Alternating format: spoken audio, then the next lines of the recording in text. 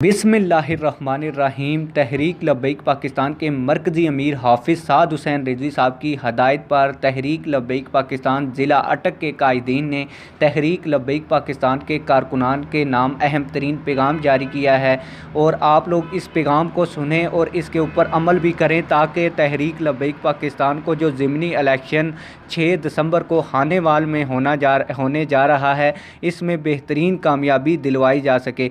आप लोगों को मैं ये पैगाम पढ़कर सुनाऊंगा, लेकिन पैगाम पढ़कर सुनाने से पहले आप लोगों से एक छोटी सी रिक्वेस्ट है, अगर आपने अभी तक हमारे चैनल को सब्सक्राइब नहीं किया तो जल्दी से चैनल को सब्सक्राइब कर दें ताकि तहरीक लब्बैक पाकिस्तान की मरकज़ से तस्दीकशुदा खबरें आप लोगों को मिलती रहें।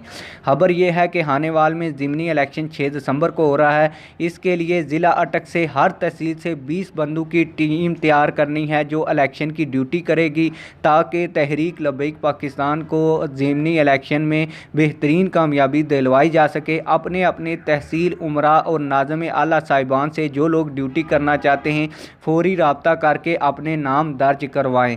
उम्मीद है आप लोगों को ये वीडियो पसंद आई होगी। वीडियो पसंद आई है तो वीडियो को लाइक करें, चैनल को सब्सक्राइब करें। मिलते हैं किसी और वीडियो में। अल्लाह हाफिज़।